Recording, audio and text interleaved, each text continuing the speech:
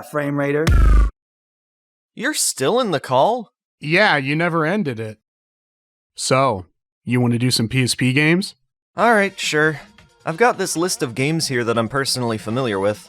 And you know me, I've always got some PSP recommendations. Let's get into it then. Oh, and be sure to stick around till the end of the video for some useful tips and tricks to further enhance your PSP gaming experience.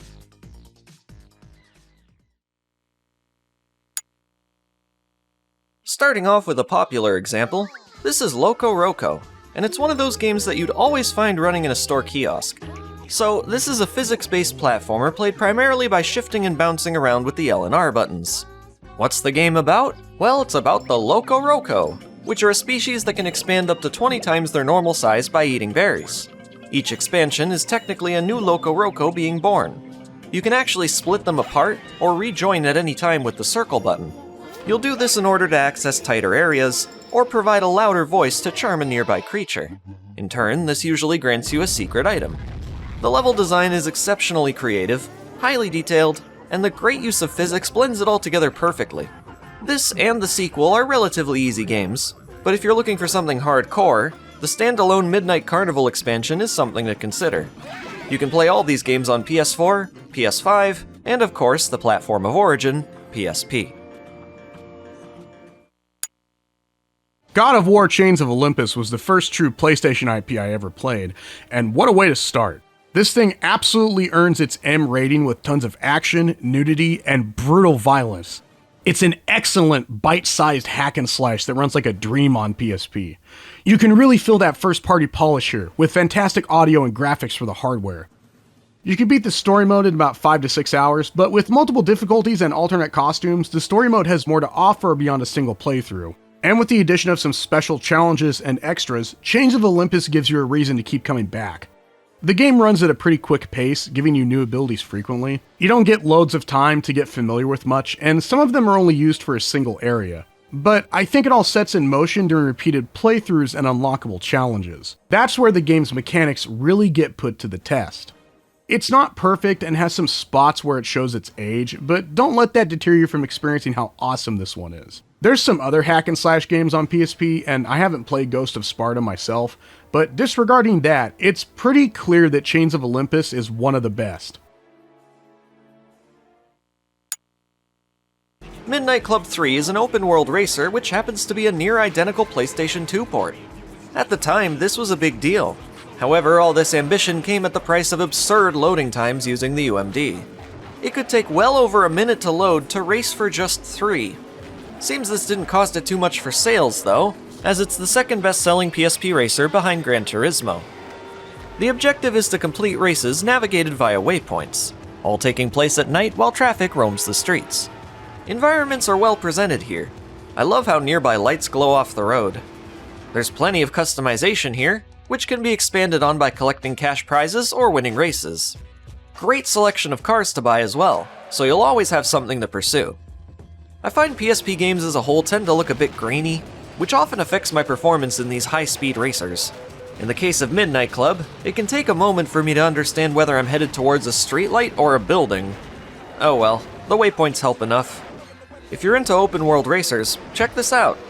Midnight Club LA Remix is the closest thing to a sequel, which has reduced load times and better graphics. Maybe I'll visit it next time. Welcome to the Power Stone world.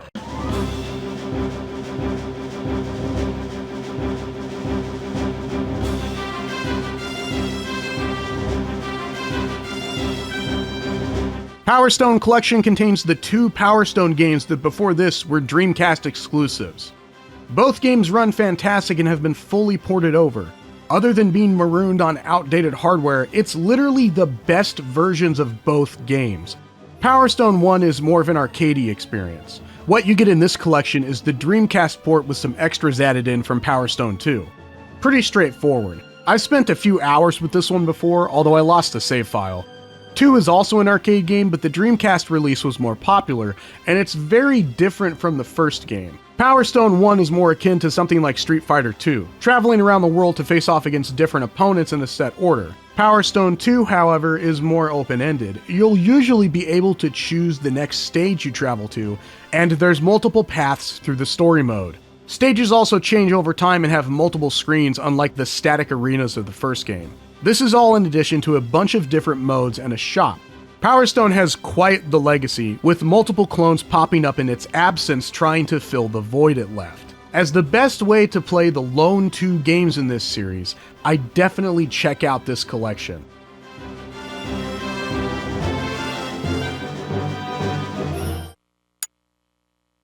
Ratchet and Clank Size Matters. Ratchet and Clank is a series of third-person platformers with a focus on combat. So the story goes, a little girl wants to get some photos of you for a school project. Suddenly she's kidnapped and some other stuff happens, whatever. The story's pretty dumb, but I do find the gameplay enjoyable. Shooting wacky weapons at even wackier enemies has always been fun. And while your arsenal isn't as interesting as the console counterparts, it does its job. You've still got that leveling up system, and further upgrades that you can purchase. While most of your time is spent fighting bad guys, every few minutes you'll come across an interesting gameplay puzzle to solve, usually involving some bizarre gadget you've recently collected. It's exceptionally simple stuff, but charmingly so. Now here's something I feel people have overlooked about this game. Its environments are visually creative. Sure, they're not the most detailed, but each world looks distinctly different. My biggest issue with Size Matters are the Clank missions.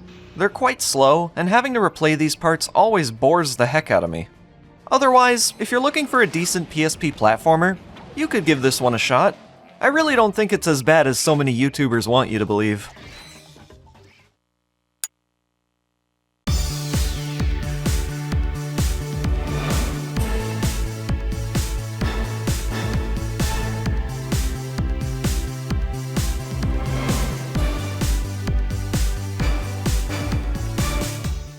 Frantix is a Chips Challenge clone with a fantasy theme. Levels are well designed and satisfying to complete, with nice music and some decent 3D graphics. Runs really well too, I had no performance problems from what I saw. The game also has some ties to Sony Imageworks and one of their animated shorts, the Chub Chubs. Not only is the short featured as a bonus in Frantix, but the main character Meeper is also unlockable and comes with an entire world featuring levels based off the short. Despite that, I don't think Frantix was actually made by anybody at Sony. It's a bit of an enigma, honestly. But anyways, it's a solid PSP exclusive that I never see anybody talk about. Not too surprising as it got average review scores upon release. I wanted to talk about this one because I know Chips Challenge is well loved on this channel, and I figured if anybody would want to check it out, it would be you guys.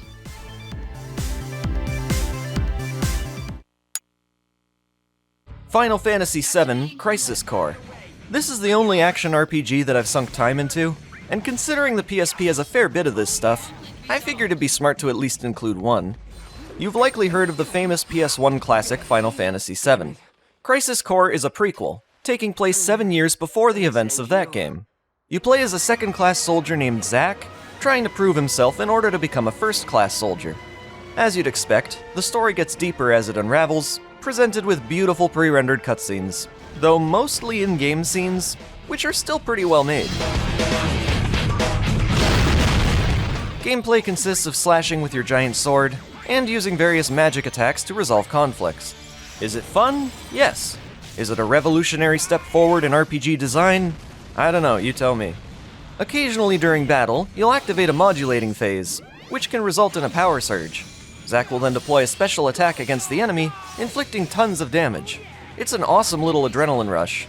Not sure if I'm doing the best job at promoting this game. I'm not an RPG player by any means. There's a modern remaster available, if that interests you. Hey, I can talk about that a bit if you want. Yeah, sure, fill me in. So, I own the Switch release. They revamped the combat sections to be more in line with the Final Fantasy VII remasters and changed Zack's voice actor. Other than that, it is largely the same game outside of the HD upgrade.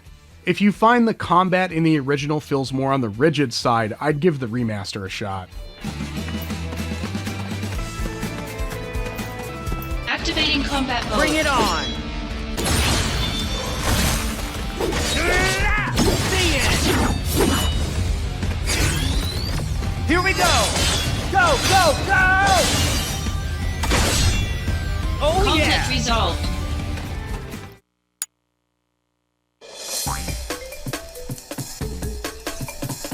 I picked this game up a few years back after I heard so many people on YouTube talk about it. I grew up with Temple of the Frog on GBA, and always felt like that game had a great idea for expanding on Frogger's arcade formula, but it was pretty difficult and wasn't fully realized. Helmet Chaos sees that idea through to fruition. Levels consist of hopping around enemies and obstacles with careful timing, and some puzzle solving thrown in. You tap directions on the D-pad to hop a single tile for each tap. You use the L and R buttons to rotate Frogger and position him for certain actions. It's important to pay attention though, because it's easy to tap too many times and go off an edge or collide with an enemy. The game has this rhythm to it where getting through areas quickly feels incredibly satisfying. But that's not all. The game also has multiple split paths and a handful of characters with unique abilities. In fact, the game favors replayability a ridiculous amount, so you'll want to play it at least twice. This is in addition to tons of unlockables and minigames. As far as I'm concerned, this game is a home run. It's too bad this was one of the last Frogger games before Konami just gave up.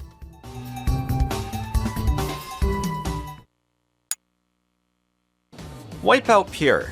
The futuristic racing series returns on PSP as a launch title, selling 1 million copies. It's you against 8 opponents, all piloting anti-gravity ships. They give you a solid variety of ships to choose from, each with different strengths and weaknesses. These ships have the ability to use power-ups, which are scattered in green X's around the racetracks. You might get a trap, a missile, maybe a short turbo boost. Alternatively, you can absorb the power-up to restore some of your ship's health. Yep, you do have a health bar here, and enough damage means the race is over. Same goes for everyone else, though. Eliminate the competition if you must, but all you really need to focus on is getting that gold medal. Take in the sights as you race because there are beautiful environments to gawk at here. This was a great early showcase for the PSP's capability. I remember first playing this all those years ago, thinking how amazing it was that I was playing a near PS2 quality game in my hands on a widescreen as big as this. What else to say about WipEout? Well, it has a unique techno soundtrack that suits it well. Also, you can do this little flip-off jumps by quickly alternating directions. A successful flip gets you a boost, which often has me soaring past the competition. After you've had enough of the main game, you can try out Zone, which is a series of super fast solo tracks that increase in speed over time. I still revisit this game on occasion, and if it looks cool to you, then give it a try. There's DLC you can install, also a sequel called WipEout Pulse. Haven't played much of it, but it seems like a worthy successor to Pure.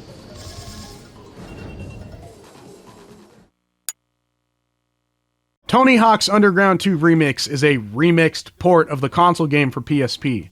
Thug 2 Remix was a launch title for the PSP, and has remained one of the system's best games.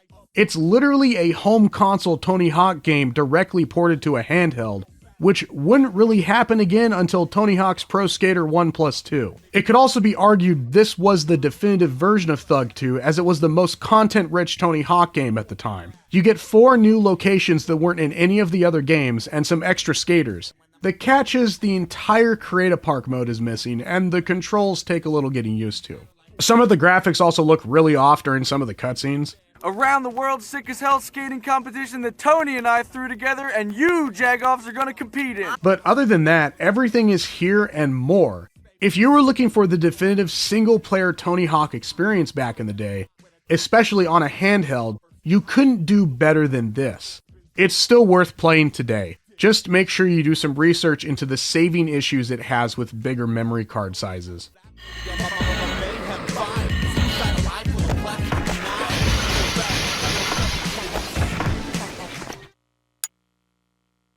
Namco Museum Battle Collection. I'm assuming you already know how these classics are played, so I won't waste your time with that. And I'll just get this out of the way quickly. Each game in the collection has toggleable options to change in-game settings.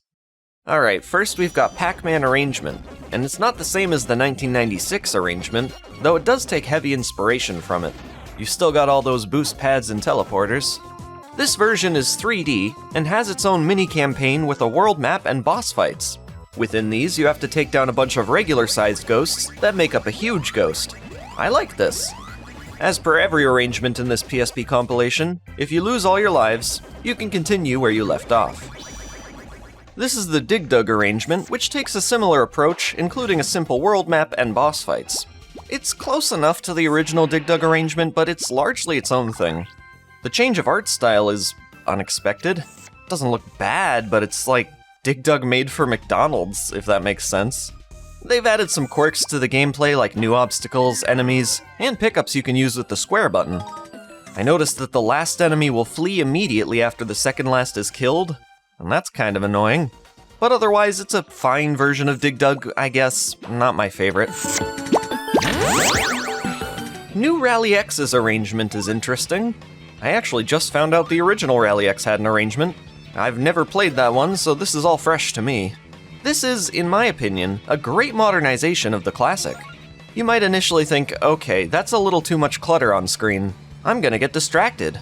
Well, yeah, it's more distracting here than the original, that's for sure. But it's all clearly outlined. I also prefer the inclusion of these environments as they change almost every round. I found myself curious what sort of area I'd find myself in next. They've added some perks to the formula, like a turbo button. Not necessary, but I don't mind it. There are new hazards like tar pools that you can slip on, and sandy roads that cause cars to skid. There's even ramps now that let you jump over stuff. I especially like how some enemy cars will carry flags, so you'll have to smoke them to collect their flag.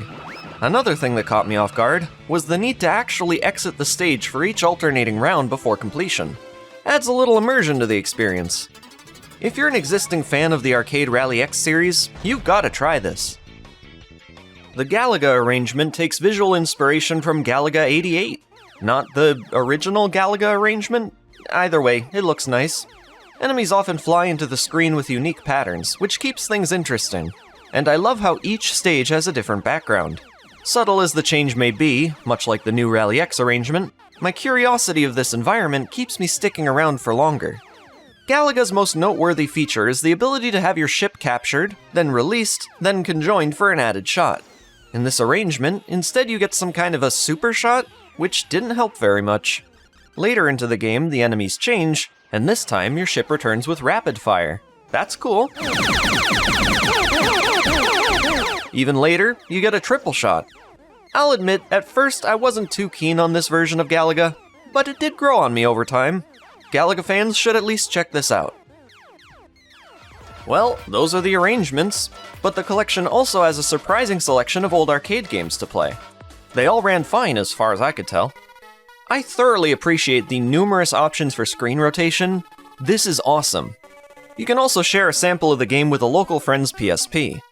It'll be hard to find someone else with a PSP these days to let them try those games, but you could just, I haven't tried the main multiplayer mode here, but I'd like to someday. Maybe I'll do a multiplayer-focused PSP video at some point. I really can't find much coverage of that stuff online yet. Crush is a PSP exclusive as far as I'm concerned. It's a 3D puzzle game with a dark, comic book style that's just drenched with this lightly ominous, dreamlike atmosphere. Crush follows Danny, who's going through a type of experimental therapy to cure his insomnia. Overcoming platforming obstacles while slipping in and out of 3D space will help Danny navigate his problems. As someone that has always had issues with sleeping, Crush speaks to me in a way that's very personal. It has nightmarish looking story scenes, accompanied by fantastic sound and music design that all feels a little eerie and uncomfortable. This is a cure, right? Ah, my darling, my precious, my princess. It's been too long. The way the background objects breathe like they're sleeping, it's just... I just think Crush is the PSP's best puzzle game. Crush was published by Sega and unfortunately didn't sell very well despite being highly reviewed by critics. It deserves another shot, which actually resulted in a 3DS port. Crush 3D, in my opinion, was changed so drastically to have mass appeal that it completely neutered what the game had going for it. Seriously, don't play this version. Crush being published by Sega is really fitting because it reminds me of that era where Sega would reach for unique and ambitious ideas. I don't think Crush is for everyone, and I've been trying for years to get more eyes on it. The PSP version nails what it's going for. If this looks interesting, do yourself a favor and give it a shot. I'd give anything for Crush to finally get the love it deserves.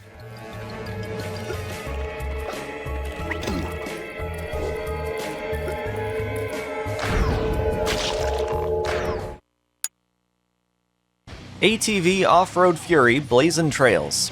I got my PSP as a bundle with Ratchet and Clank Size Matters. Didn't have many games for a while, but I did end up getting a copy of this, and oh man, the hours I sunk! First and foremost, it's a port of the PlayStation 2's ATV Off-Road Fury 3. What's the game about? Well, I think the title explains that fairly well. You get a real sense of speed in this game, so long as you land your jumps right, which is easier said than done. Meanwhile, you're likely to attempt doing tricks to score points, of which points are used to unlock more content. There's a huge risk to this though. One failure can set you far back, then returning to the position you were at before isn't easy to do. Your opponents, however? Nah, they can screw up dozens of times and they'll always keep up. Failed tricks aren't the only way to lose. You might go off the track for more than 3 seconds, or run into one of the barriers. Aren't these supposed to be spongy? Who filled them with concrete? The good news is, despite some artificial difficulty, Blazin' Trails still manages to be a blast. The soundtrack also plays a part in my appreciation. Most of these tracks are just really freaking good. Probably a matter of preference though. I've heard ATV Off-Road Fury Pro is the better game. I haven't played it much myself. Regardless, despite some clunkiness, I still think Blazin' Trails makes for a good time. Let this fast-paced footage speak for itself.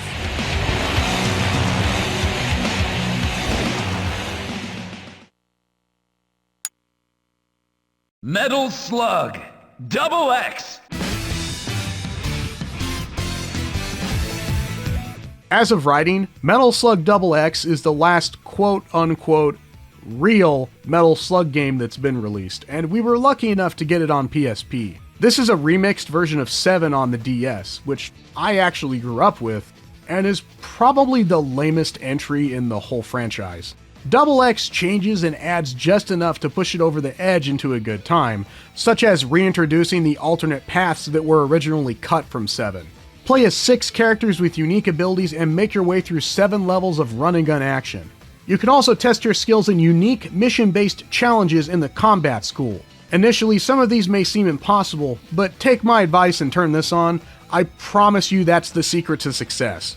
If you still find the main game too hard, you can always try out the DLC character Leona, who makes the game much easier by keeping her weapons after death.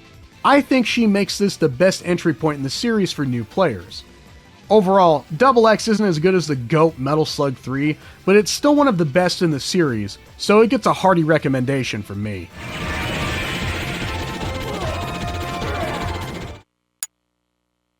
PixelJunk Monsters Deluxe. This is a tower defense game where you play as a character named Tiki Man. He's gotta protect his 20 children from the incoming hordes of adorable monsters. As per tower defense games, you use towers to kill enemies. They can be upgraded by killing more enemies. You can speed up this process by idly dancing next to them, or by using gems. However, you'll also need gems to unlock new towers, and you might need certain towers to eliminate certain enemy types. Should an enemy pass into the home, you lose one of your children. Thus, you lose the ability to perfect the stage. Why is that a big deal? Because perfect scores are needed to unlock new stages. So, a lot of the time, if you don't get perfect, it just feels like a waste. Wouldn't be an issue if levels weren't so long, and I can't say I care particularly for those occasional last few waves, where suddenly the enemies resort to cheap, unpredictable patterns. One should still feel at peace though, due to the game's dreamy soundtrack.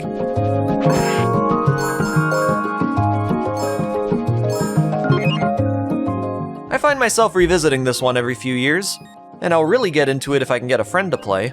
Yes, it has full co-op on PSP, though I would recommend the HD remaster called Ultimate, which is pretty much the same, but with achievements and online play.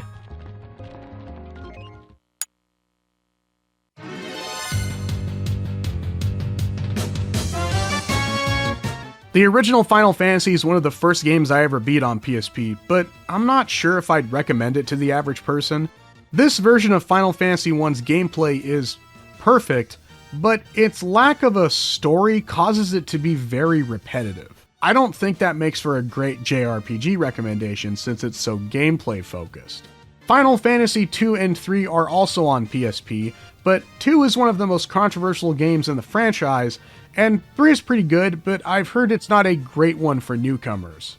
And then you have 4. I had always heard that 4 was the start of things getting really good. My bud Dilly made a video on 4 recently that convinced me to finally give it a try. I've heard that the writing and characters aren't the best in this one, but his video did a good job showing me that the game has its moments. And I'm happy to report that this is now my favorite Final Fantasy on PSP. I know I'm an outlier for this, but I've always found Final Fantasy games difficult to get into because I don't like the customization or actual role-playing aspects that a lot of them have. When I play a JRPG, I'm looking to experience a story and control a cast of established characters with abilities that reflect their personalities, with most of the customization coming from their equipment sets. Final Fantasy IV does exactly that. It also got me interested immediately by establishing a conflict right out of the gate. Final Fantasy IV, the complete collection, also includes the After Years, which before this was only available in the US through the Wii Shop channel, and an exclusive interlude that connects the two games. I get that the After Years is not very well liked, but I'm always in favor of including extra content as an option. And if you like the customization aspect of Final Fantasy games, then the first one on PSP is a similarly definitive release, even if its story is paper thin.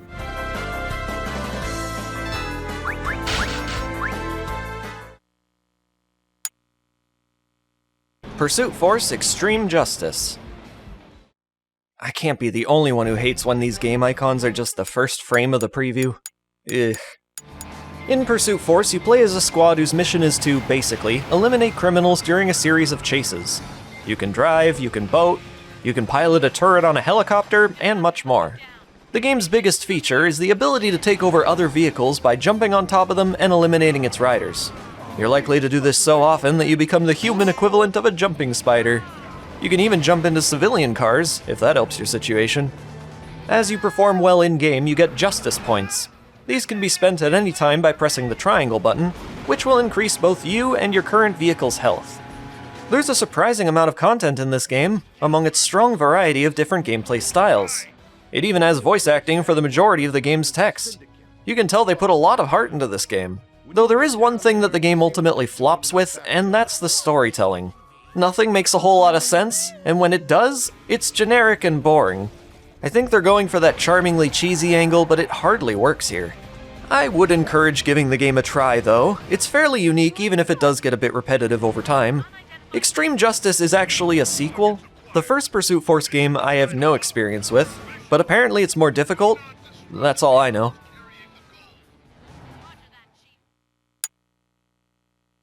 Ys 7 is widely considered to be the best action RPG available on the PSP. It's good at everything it does, especially for its time, and continues the Ys tradition of having fantastic music.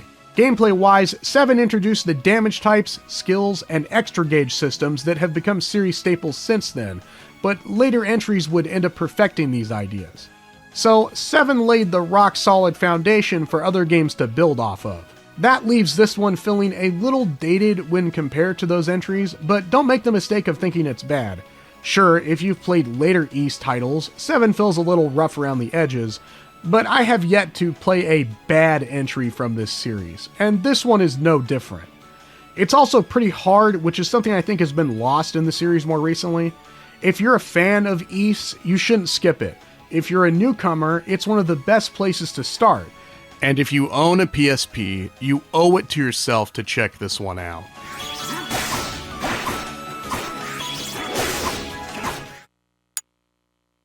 Puyo Pop Fever.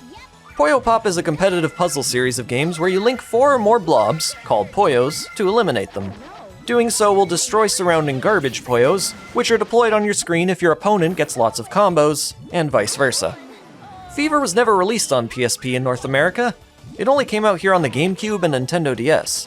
Almost every platform in Europe got it though. Impossible! Puyo Pop Fever has a cheery, bubbly presentation that reminds me of something like Hello Kitty. There's nothing wrong with that, but the high-pitched voices do tend to get a little annoying. Maybe it's just me. The word fever in the title refers to a mode that initiates after linking many Puyos, which is essentially your moment to throw more garbage Puyos on the opponent. Coming from other Puyo games before this, I miss being able to see a graphic of your opponent's face in the middle. Without this, I end up forgetting about the opponent and, oh, look at that. Oh, phooey. Whatever the case, I can't seem to accept failure when I play Puyo Pop. Usually the first few rounds are a breeze, but then I get to this one opponent I'm really struggling with, and I must defeat them before I stop playing. That is the addictive nature of Puyo Pop. Phooey.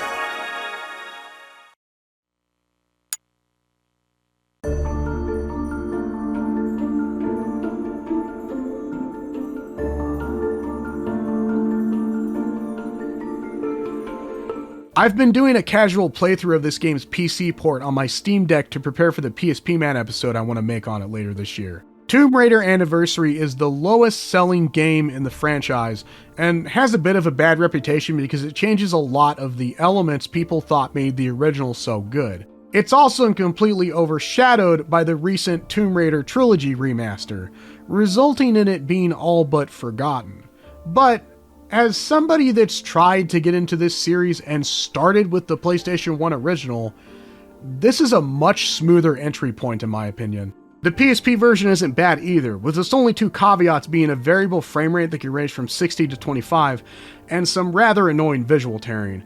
This is something a lot of PSP games have, but this is the worst I've seen so far, sometimes tearing 1/3 of the way down the screen, with that section lagging quite a bit. It's normally manageable, but I'm surprised they released it like this. Sad because graphically this game looks pretty good for a PSP port, and a lot of the high quality sound and presentation is left intact. By far the most important survival item one can possibly have is the will to survive. It also doesn't have much of a control compromise and feels really natural, despite lacking a second stick. I'd say give this one a shot, but obviously playing it on a Steam Deck will be the superior experience. It might be worth looking into Legends as well, which is also on PSP. I don't own that one and have zero experience with it, but figured I'd mention it.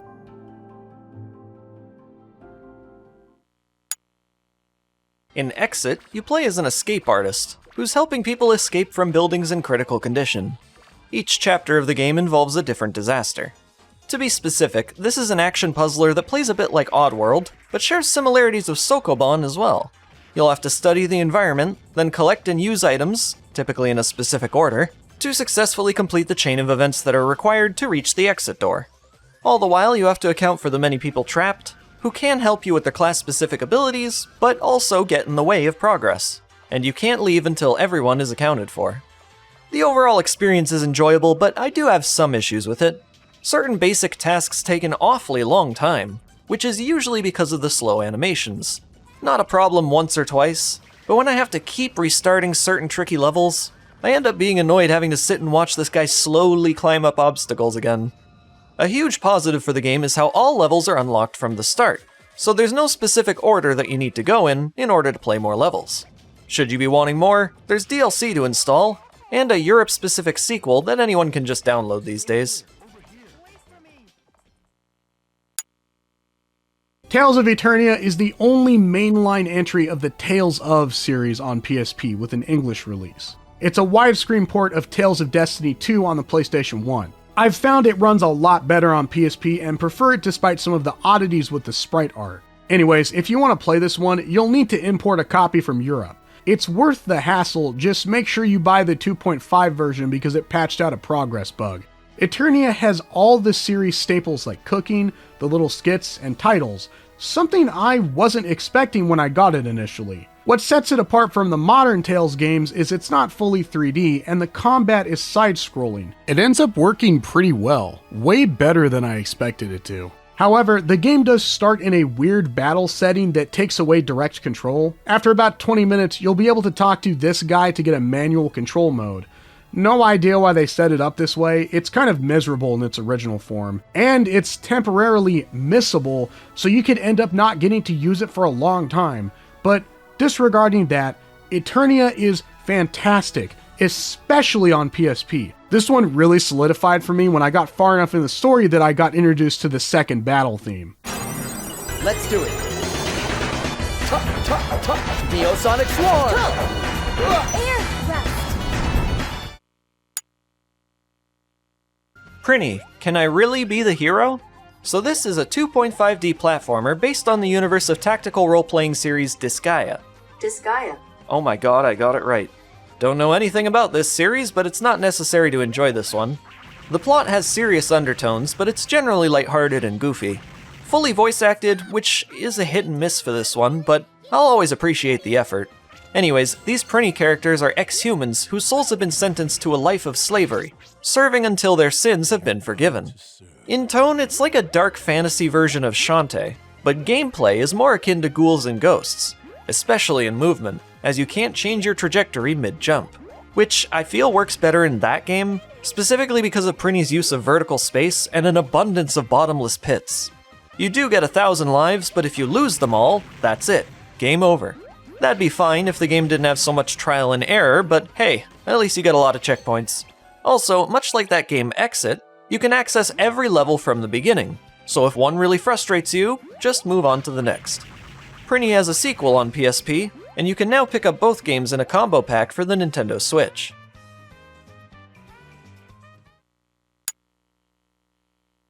Harvey Birdman, Attorney at Law is great. I'm a fan of the show, and this game feels like its episodes packaged as an Ace Attorney game. No, you are not mistaken. This is an Ace Attorney game in disguise. It's not a knockoff by somebody else either. Capcom was directly involved with this one. This is what I would call a peak licensed game. The staff from the show all worked on this, so its visual style and comedy are left intact. And the format of the show matches beautifully with Ace Attorney's gameplay. No. Oh, what is this? I know this. What would be long and hard? Arousal. What does long and hard have to do with arousal? Well, Harvey, if you don't know the answer to that by now, it's safe to say you never will. But I don't think it has the broadest appeal. If you're a fan of one, the other, or both, it's pretty much a home run. This game came out back before Adult Swim games existed, and it doesn't seem like it's had a proper re-release because its rights are in limbo. Plus, with the direction Warner Brothers has been trying to take things in, I have a strong feeling this one will never be seen again. I'd give anything for them to re-release this on Steam or something, but in the likelihood that never happens, the PSP release remains one of the few ways to play it. Asphalt 2. Initially released for the Nokia N-Gage of all things, this is a simple, arcadey racer that's great for a quick romp. Not something I'd expect to be played for long sessions though. For a once Nokia N-Gage title, it honestly doesn't look that bad, with plenty of vivid environments based on real-world locations. Following the championship mode, you'll engage in traditional races on cars and bikes. There are various other challenges involved, like needing to pass specific waypoints at a predetermined speed. You'll find nitrous pickups all over the streets, which give you access to a boost that can be amplified up to ×3. At the third level, you can crash into other cars for a small cash prize. Very satisfying stuff. Performing stunts like big jumps can also get you a cash prize, which is all used to unlock more modes, cars, and upgrades. I found the game to be very generous with rewards, so you'll be able to unlock a fair bit of stuff just an hour or so into the game. I enjoy revisiting Asphalt 2 from time to time, but I really wish I could turn off that main menu music. Oh god, it's just the same butt rock song playing over and over.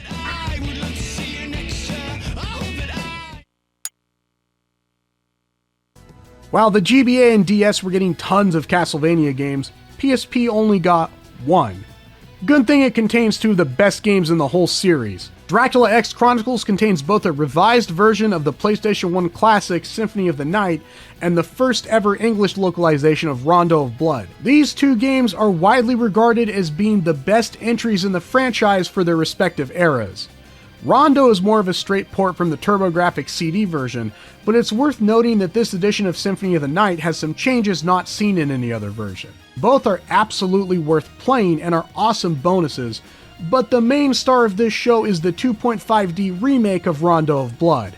This is a fantastic rendition of Rondo and contains a bunch of extras, like collectibles for all three games' soundtracks, as well as a boss rush mode. There's also a unique mode where you can select from any of the available music tracks to play on any of the stages. This remake is fantastic, can only be enjoyed here, and having the extra games on top of it makes it a must-play for PSP.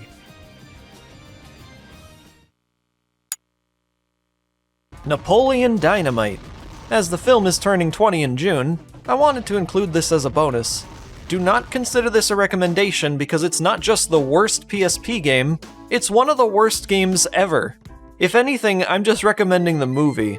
If you love charmingly stupid humor that doesn't stoop to freaky gross out stuff, in my personal opinion, it doesn't get much better than Napoleon Dynamite. But yeah, this game is awful. It's just a bunch of crappy minigames made up of clipped art and sound effects from the film. Hardly any new material here, so not much value for the fans. I will compliment the art style at least. If they made something akin to the more recent South Park games here, it could have really been something special. But nah, honestly you would have to pay me to play this game again. Which, by the way, was released more than 3 years after the film. From what I've heard, they didn't expect the movie to do that well, so I guess this was them capitalizing on it. Hear me out on this one, because this game, God's Eater Burst, is my favorite PSP game, and this might take a moment. Not only do I think it's top tier for the system, but it's been in my personal top 10 games list since I played it. This is a Monster Hunter for the rest of us. It's very similar to that series, but it's tied together by slicker gameplay and a story that I find incredibly engaging.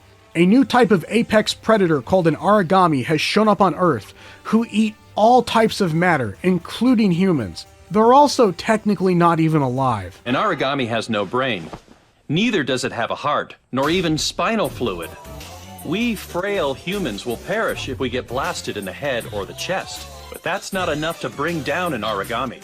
An origami is a cluster of auricle cells, each of which is a single-cell organism that thinks and preys on others. As a God Eater, it's up to you to use special weapons utilizing the very cells that make up an origami to fight back as humanity's last hope. The game builds up survival in this post-apocalyptic world, and I think the PSP was a perfect match for this idea. Lots of PSP games have this dithering effect on their graphics, and it does wonders for this game's visuals, texturizing them and making everything look gritty. Environments are pretty big, but don't have loads of detail, just enough to get the idea across, so they end up feeling appropriately barren, as if these are the wastes at the end of the world. It's just incredible. Environments feel lonely and are typically only filled with ambience until enemies spot you.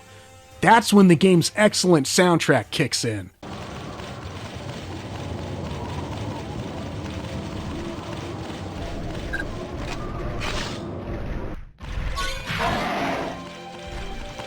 Help me out. Don't get in my way.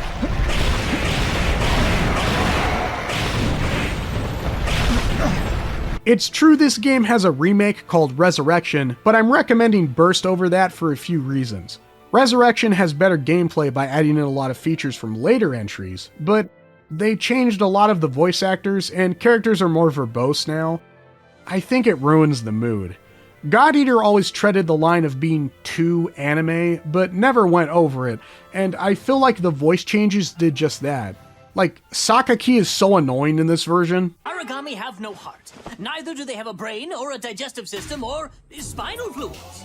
Frail humans that we are, a powerful strike to the chest would cripple or kill us. But no, that won't bring down an origami. I also think the game is a bit inaccessible these days despite being on multiple devices. It was mainly released as a digital download for Vita, and there's a PC port, but it has compatibility issues. It doesn't even work on Steam Deck even though it's verified. Burst is the simplest to get going unless you want the DLC and corresponding update.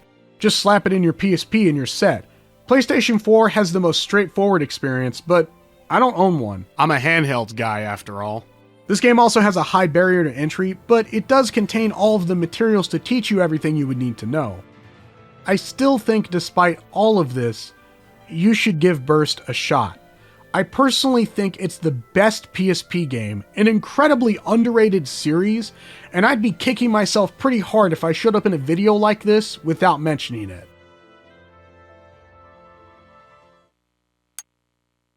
Alright, that's enough games for now. But I would like to say, if you're a fan of retro games, consider that you can add thousands upon thousands of games to your PSP via emulation. It's still a great platform for that, so long as you're going for the old school stuff like Super Nintendo, Sega Genesis, and most systems that came before them. True. Is this the part of the video where you go over those tips and tricks you mentioned earlier?